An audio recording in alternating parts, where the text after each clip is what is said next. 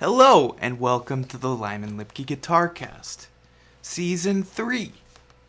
It's been a while, it's good to be back, and I won't lie to you. This is the 4th time I've tried to record this episode, so fingers crossed that this is the one that you guys will see. Anyway, the theme of this season, less yapping. I'm going to try to yap less and get to the point. So, housekeeping. I've got a couple new things. 15-minute lessons. Weekly lessons, 15 minutes. No pleasantries, just what are you working on?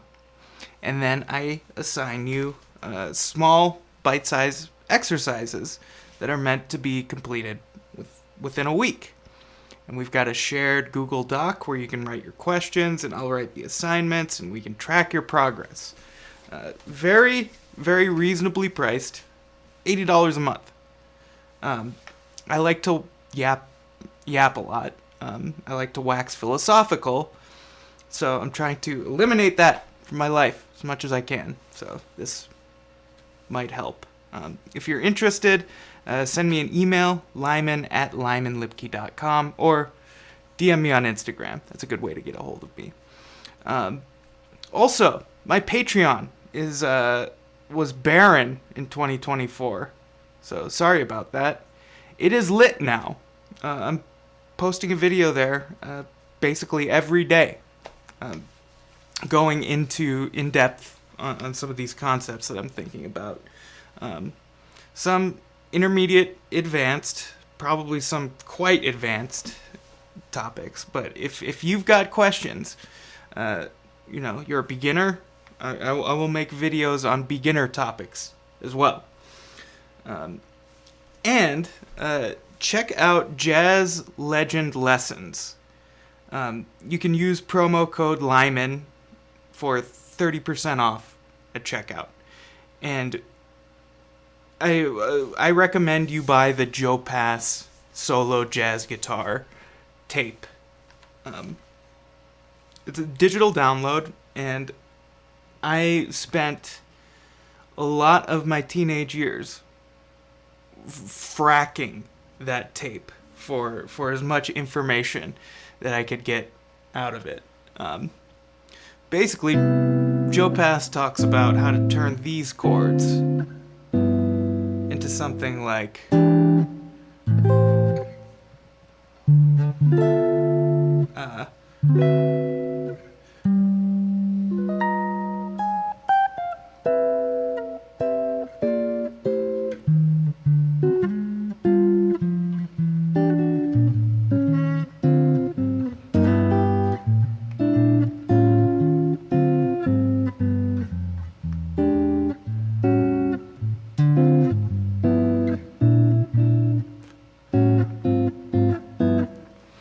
all a 1-6-2-5, based on the 1-6-2-5 chord pattern. Don't take my word for it. I was in the middle of designing a video series talking about basically everything I learned from that video, and when Jazz Legend Lessons got a hold of me. And so, don't learn from me. Learn from the master. Joe Pass was the master of the guitar. Anyway, with all that out of the way, what I wanted to talk about today, and I'll probably start every season with this, my finger formation system. Because it's always getting updated. This is, there are new bug fixes and optimizations. So, by finger formation system, essentially, it's a way to map out the 3-note per string framework. Actually, I'll get into that in a second. I forgot. I've got a new guitar. I made this. It's a Fender neck that I got in a trade. I traded an entire 7-string guitar for this neck. And I made out like a bandit. I traded it to my buddy, who knows exactly how much I paid for that guitar, and I know the ballpark figure of what he paid for this neck. But he was still willing to do it. He put this neck on his Telecaster because it had a lot of fret wear on it, and I said, "Hey, I'll do the frets on your original neck," and I leveled and crowned them, and this neck was sitting around. I'm like, "Hey, I'll trade you this," and he did. So it's a Fender neck. Everything else is Temu/AliExpress parts. Everything. Control plate, bridge, bobbins, pickup covers, magnets, the wire wound around the magnets. These are my pickups as well.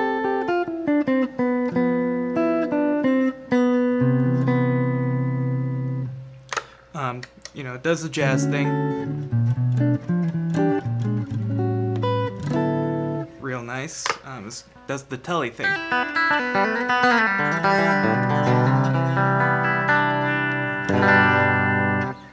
And the middle position.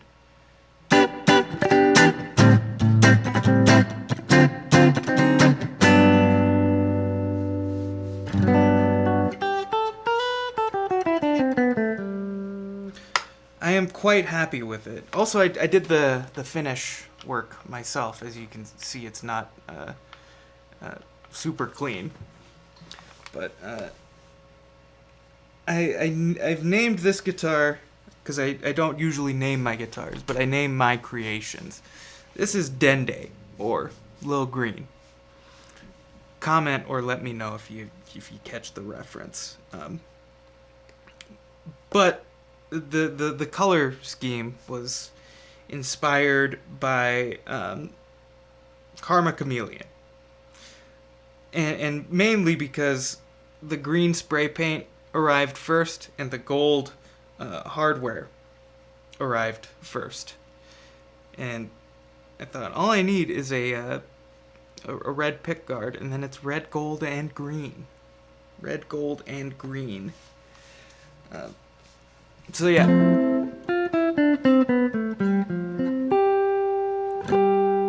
I'm quite happy with how the guitar plays, looks, feels.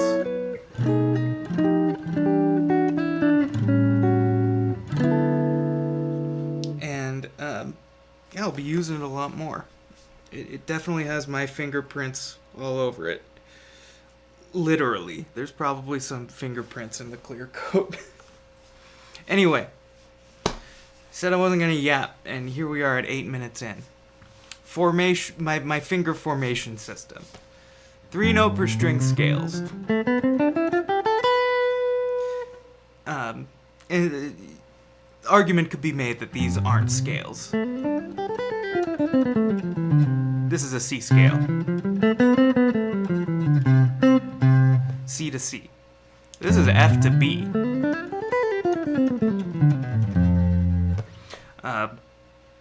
What the 3-note per string framework is we're playing all of the available notes in a given key. 3 notes every string. It's fingerboard organization. And in my study of this fingerboard organization, I found out that on any string, there's only one of 3 things that could happen. We've either got 2 whole steps, a half step and a whole step, or a whole step and a half step. So I have dubbed these my finger formations. 2 whole steps I call 1, formation 1, because it's the wide one. It's a 5-fret spread. I finger that 1, 2, 4. Formation 2, I also finger 1, 2, 4, but it's not wide. It's a 4-fret spread. Half step, whole step. 1, whole step, wide. 2, half step, whole step. 3 is 1, 3, 4. It's also a 4-fret position. Formation. Whole step, half step. So 1, 2, 3. If you cannot do that, I don't imagine anybody listening to this podcast cannot do that. But if you're new to the guitar, hi, welcome. Nice to see ya. Practice this. Just get the 3 shapes down. Play 1, formation 1 at the 3rd fret of the A string, formation 2 at the 2nd fret, and formation 3 at the 5th fret. Just get comfortable doing that. And that's the only things that'll ever happen on any string. And a slick little way I use to remember formations 2 and 3 is formation 2 uses the 2nd finger, and formation 3 uses the 3rd finger, and then 1 is wide.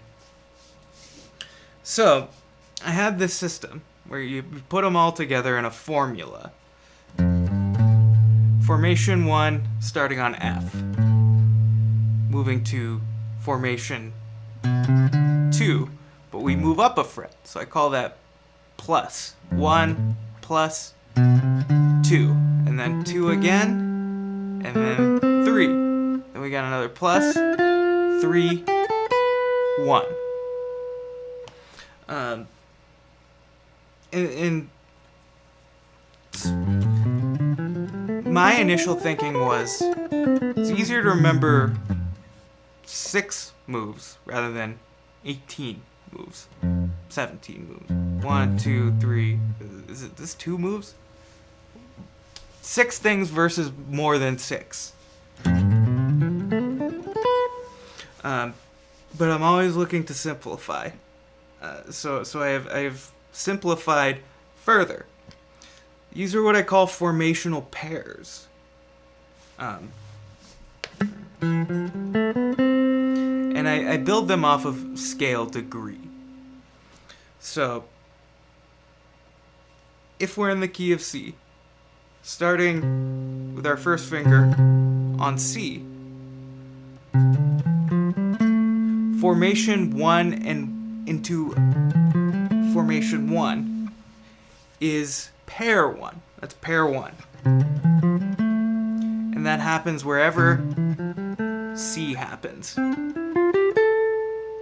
1 plus 1. Except for the B string. You have to add an additional plus to anything that happens from our regular pair. So those 3 were 1, 1, and then we've got 1 plus 1. And then back to 1, 1 here. That's pair 1. Pair 2, built off of the 2nd scale degree, D, is 3, 1.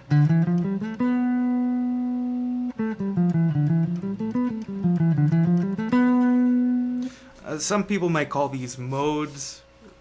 I wouldn't, because they're only 6 notes. Some people may say that this is overcomplicating or convoluting the system. Just learn how to play the scale and learn how it sounds.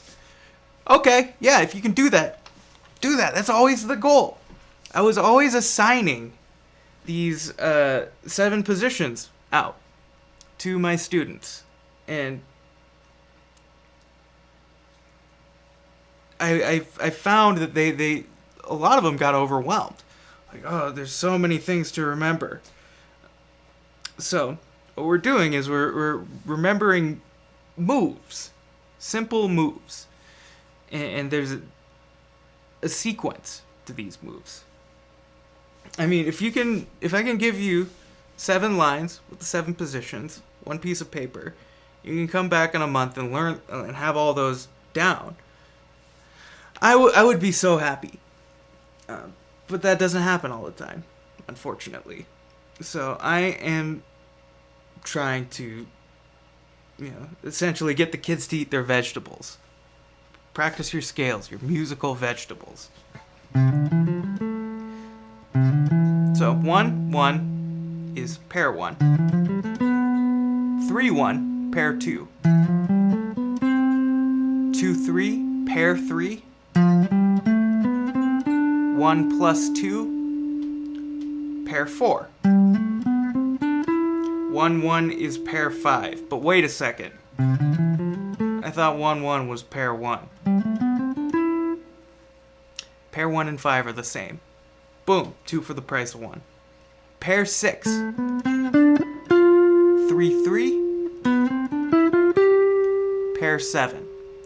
2, 2. That'll happen on the 7th scale degree in any key. Like, let's go to E flat major. What's the 7th degree of E flat major? It's D.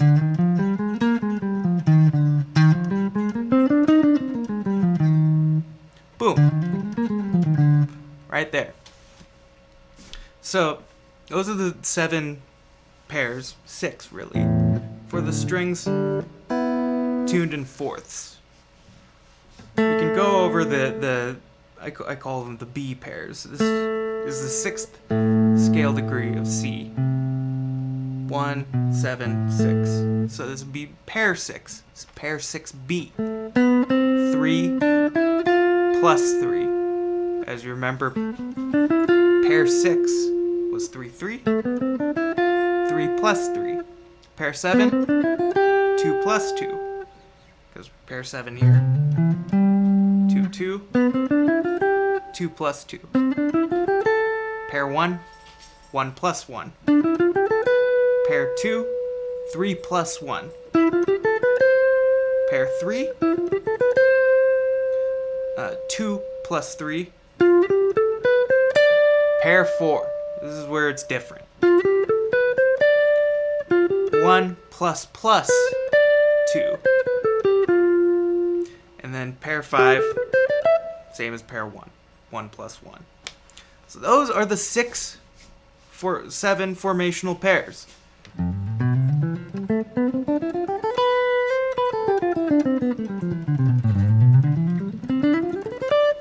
If you practice those and get the pairs down, those are all of the moves that will ever happen in any major scale. And, really, any melodic minor scale. There are a couple different pairs, I think, in the melodic minor, but the 3 main formations are the same.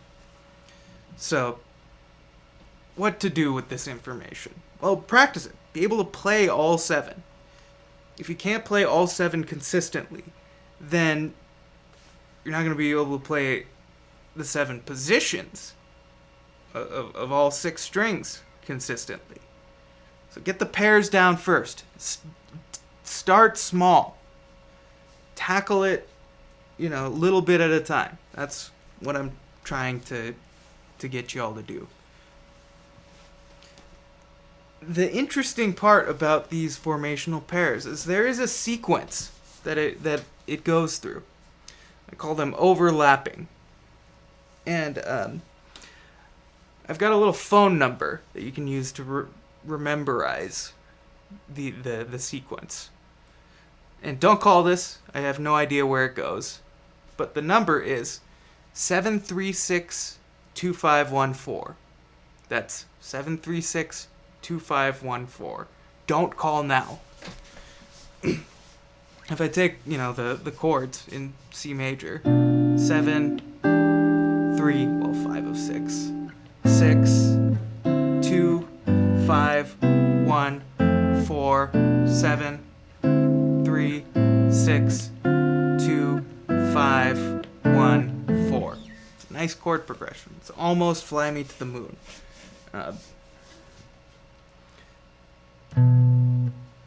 The pairs always overlap in that sequence. So, if I start here with pair 7, pair 7 is going to overlap with pair 3. 7, 3. They share a string. So, the overlapping pairs, 7 would be on the E and A, and then 3 would be on the A and D. Or anywhere, really. 7, 3. 7, 3B. So it still follows the sequence. Even when we cross the B string, we just have to account for it. 3 always goes into pair 6. Always goes into pair 5. Always goes into pair 1. Always goes into pair 4. And then we just loop back around. Pair 4 overlaps with pair here, 7B. Overlaps into pair 3.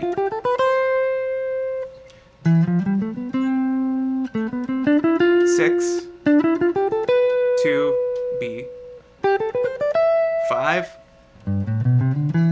1, 4,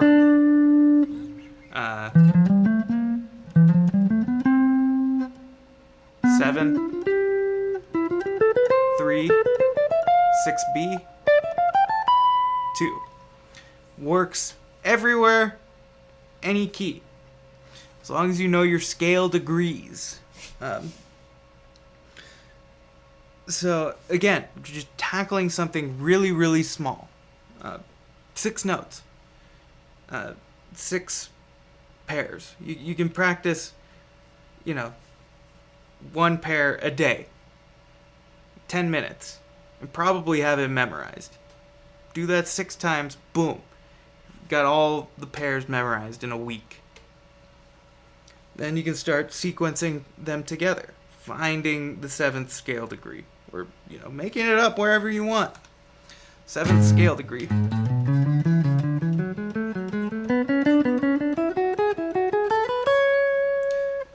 That'd be the key of A major. I don't know what this is. I don't know what it is because I wasn't looking at it. Key of E flat.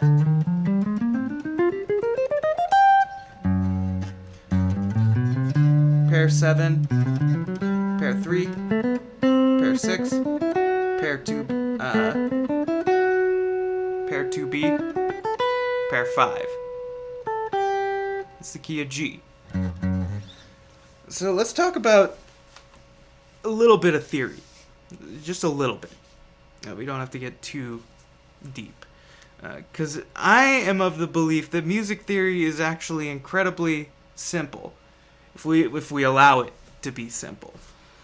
Basically, to me, music theory is counting letters. And not even all the letters. We just go to G. A, B, C, D, E, F, G. What the heck come after G? I don't know. The Germans do, though. The Germans have the note H. I believe that is B natural. And a B is B flat. But after H, I have no idea what letters happen. So, that's the first theoretical concept to memorize. The musical alphabet. A, B, C, D, E, F, and G. 7 letters. Simple. So, the key of C has all the letters. The key of E flat has all the letters. The key of C sharp has all the letters. It's whether or not they have sharps or flats.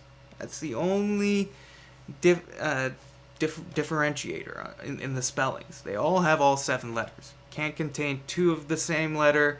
Can't be missing a letter. So, once you've got that through your head, and I imagine you have the first 7 letters of the alphabet memorized at this point. Memorize them in these 2 orders. F, C, G, D, A, E, B, B, E, A, D, G, C, F. And if you wrote that down, you might notice, it's the same thing backwards. Yes. So if you memorize it once, front and back, boom, you got it. Some dude on Threads nickeled and dimed me about, you should really teach the order of flats first. the flat sequence, B-E-A-D-G-C-F, because some reason. I don't, because I'm a string player. I grew up in orchestra. First key we played in was D, 2 sharps. So, I am going to default to the sharp keys.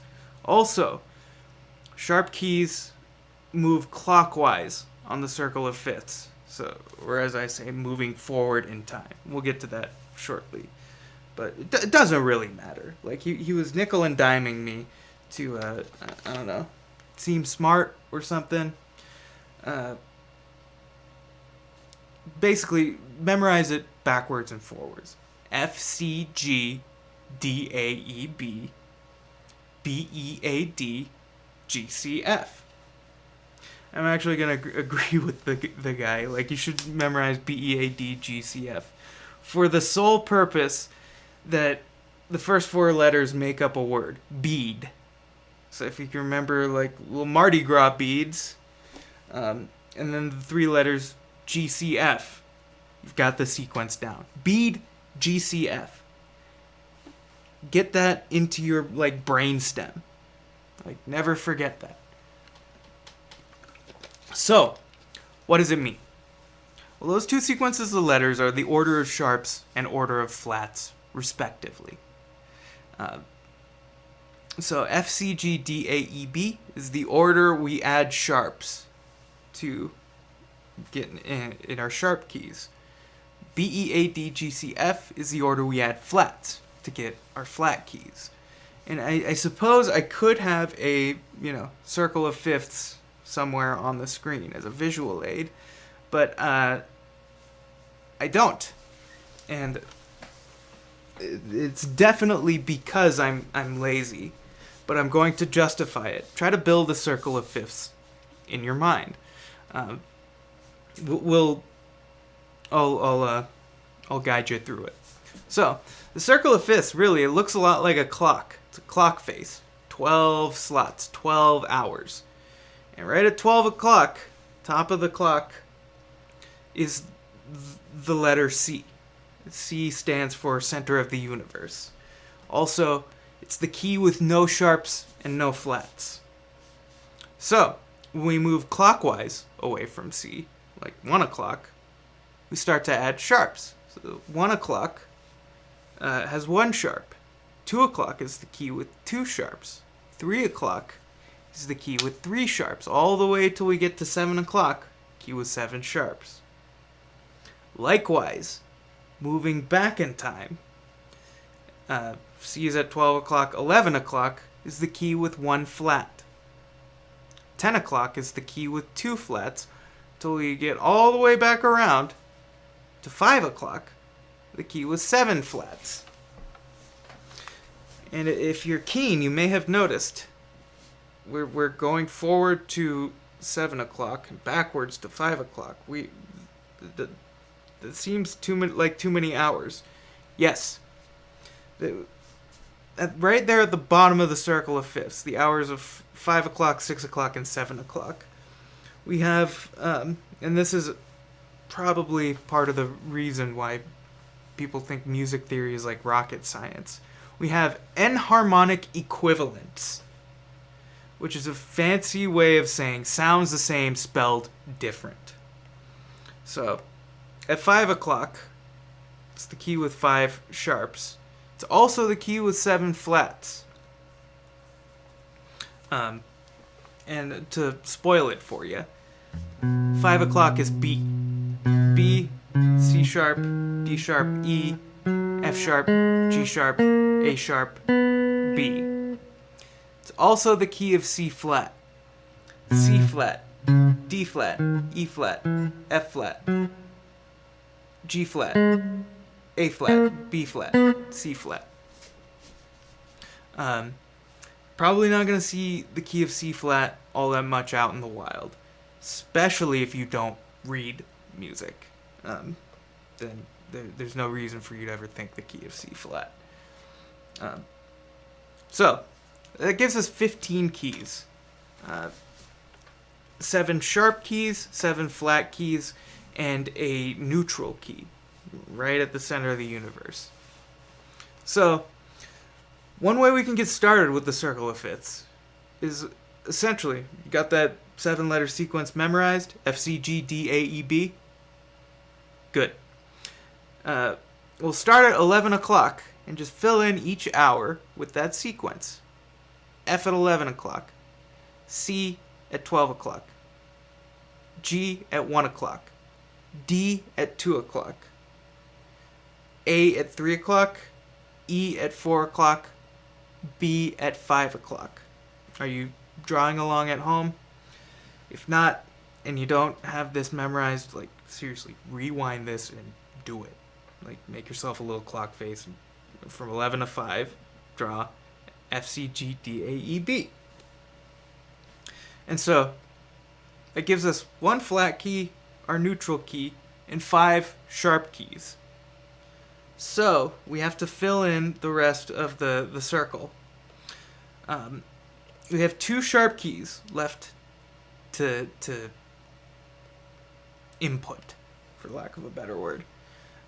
We just start the sequence over. F at 6 o'clock, C at 7 o'clock. But they're F sharp and C sharp. I'll demonstrate. F, C, G, D, A, E, B. F? That doesn't sound like the pattern. It's all perfect fifths. So if we're at B, the note that we land on is F sharp. So, boom, we've got our 7 sharp keys. Let's get the remaining flat keys.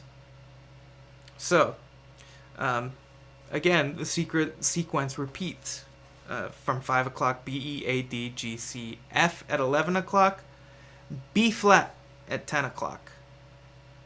So, that's 2 flat keys. We've got 5 more flat keys remaining. E flat at 9 o'clock, A flat at 8 o'clock. So, B, E, A, 10, 9, 8. D flat at 7 o'clock, which lines up with C sharp. C sharp, D flat.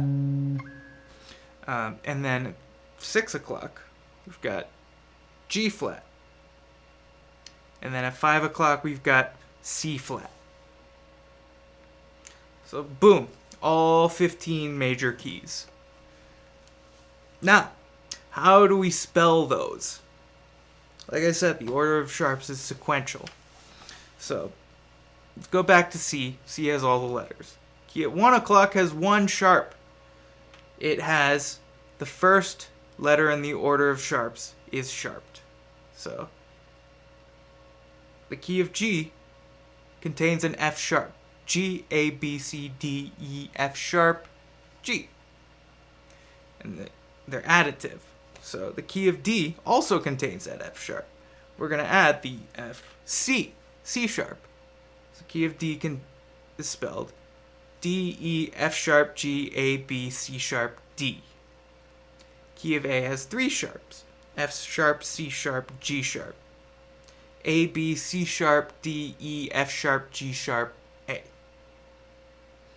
You do that all the way till we get to C sharp, D sharp, E sharp, F sharp, G sharp, A sharp, B sharp, C sharp. Did I get the alphabet right? Who knows? I'm not going to listen back to this. Same thing with the flat keys. We add from the order of flats. So at 11 o'clock, the key with 1 flat has that first letter from the order of flats. B flat. F, G, A, B flat, C, D, E, F. Key at 10 o'clock, 2 flats. B flat, E flat. So that's how you spell the keys. And it, like everything, it just takes some time. It takes a little bit of time to get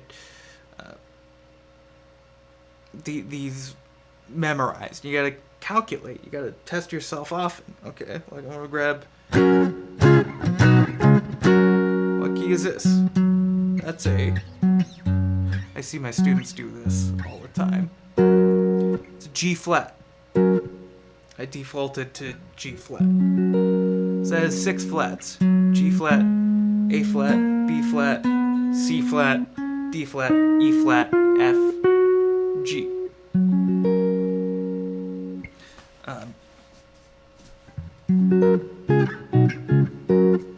And calculate. Like you're not gonna have it memorized unless you do it a lot. Like you have to calculate. Like, okay, what is this? All right, let me build my little circle of fifths in my head. G flat. Where's that? 6 o'clock. Okay, 6 flats. B E A D G C F. No F. And boom, you got your spelling. You do that enough, like you just know, like the key of G flat has 6 flats, the key of B has 5 sharps, the key of A flat has 4 flats. And get comfortable with like the relative letter and the degree. Like the 6th of A flat is F. But that, like, all I'm thinking is A, B, C, D, E, F. Like, it has to do with the letters. That's how in the A harmonic minor scale, A, B, C, D, E, F, G sharp, A. It's not a minor third, that's an augmented second, because it has to do with the letters. F, G. F and G means some sort of second. So that's another thing that you can, get comfortable with. Like, what's the relationship of A going up to C? It's a third. And it inverts to a 6th. So a C going up to A is a 6th. It's the rule of 9. Any interval that you have, subtract either it or 9 from it. So like a second, 2 minus 9, 7. So a second interval inverts into a 7th. And a 4th inverts to a 5th. And that's actually all of them. 3, 4, 5. 2, 3, 4. And 1, inverts to 8, which is just an octave. That's real handy. Like, just having the interval knowledge, like, right off the bat. And the key signature right off the bat. Like, what's the third of the 2 chord in E flat? It's A flat. And here's one more tidbit about theory and keys. We'll get into chords. A lot of the chords that we use are triads, or chords built in thirds. So C, it's the third of, will be in the key of C major. What's the third of C? C, D, E. Cool. What's the third of E? E, F, G. C, E, G. So my way of thinking of spelling triads is it's simple. Skip every other letter till you have 3 letters. C, E, G, D, F, A, E, G, B, F, A, C, G, B, D, A, C, E, B, D, F, C, E, G. And actually, every single triad is going to contain one of those groups of letters. It does not matter. Like, they might have some flats. So in the key of E flat, C, E flat, G, D, F, A flat, E flat, D, G, B flat, E, G, B, F, A flat, C, G, B flat, D, A flat, C, E flat, B flat, D, F.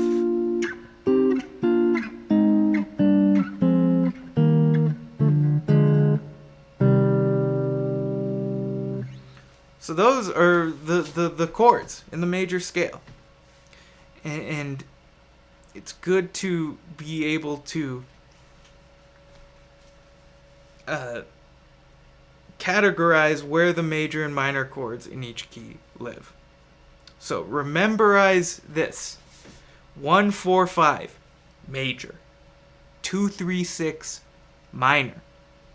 The chords built off of those scale degrees correspond with those chord qualities.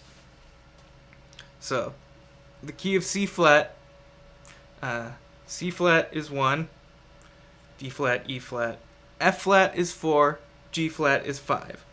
So, C flat major, F flat major, G flat major.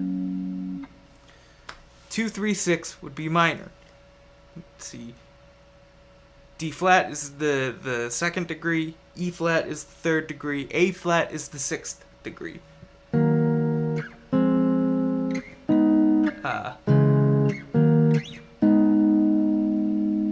So 1, 4, 5 major, 2, 3, 6 minor. And all of this knowledge is kind of like self-referential. So the more you do all of it, the more all of it's going to make sense. Like, I did a lot of calculating when I was coming up. Like, okay, I'm the key of D flat, E flat minor. What's E flat? E flat has a G in it, but it's minor, so I lower the third. G flat.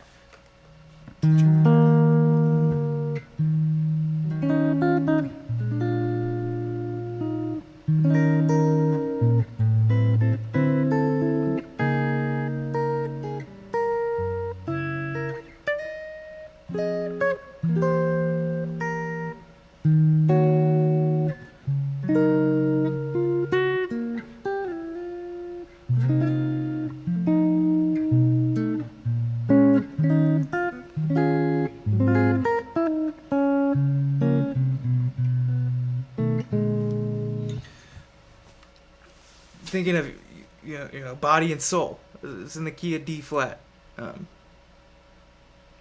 The first chord is E flat minor, and then it goes to B flat 7. What is that? That's what some folks would call the 5 of 2. But invoking the gospel of Jimmy.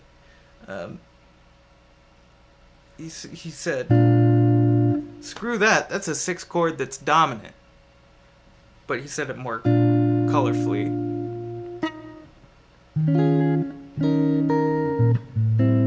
What is that? That is essentially a tritone substitution with the corresponding 2 chord added.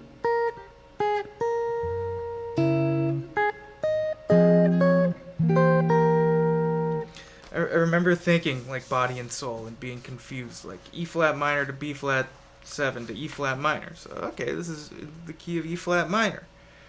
G flat major. Why are there only 5 flats in the key signature?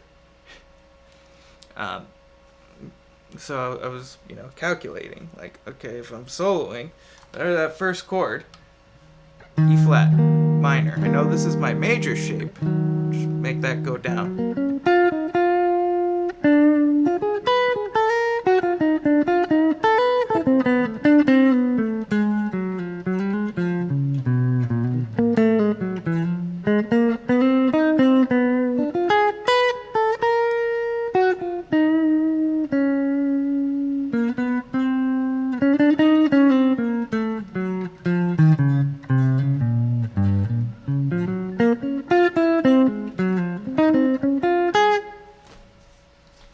And that's what all this culminated to, like the practicing and the knowledge.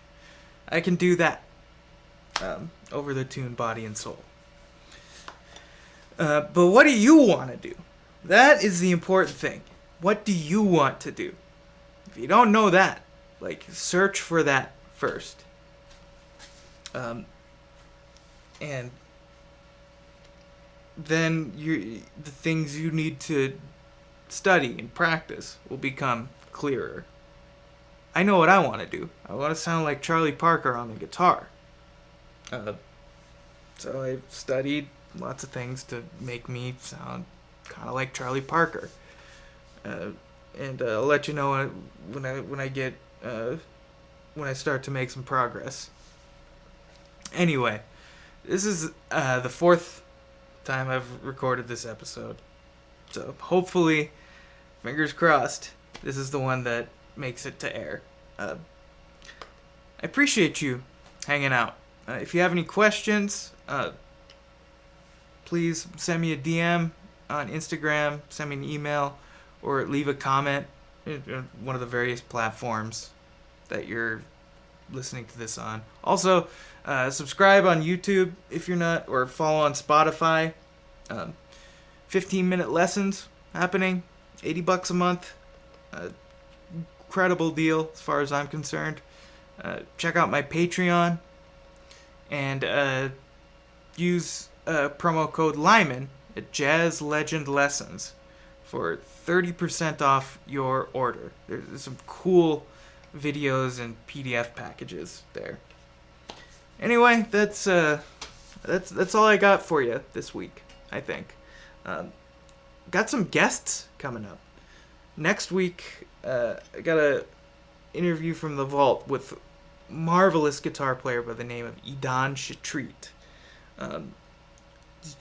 It's gonna blow your mind with how he can play. And this shirt is I've owned this shirt longer than he's been alive. So I don't know how to feel about that. Gonna have Dr. Ginny Tutton on at some point. Marvelous educator and flautist, and we're gonna. I got all sorts of questions I want to ask about, flute repertoire and repertoire from other instruments on the flute, and a few other guests in the works. So hope you stick around, share this with your friends, and in the words of international master Levi Rosman, get out of here.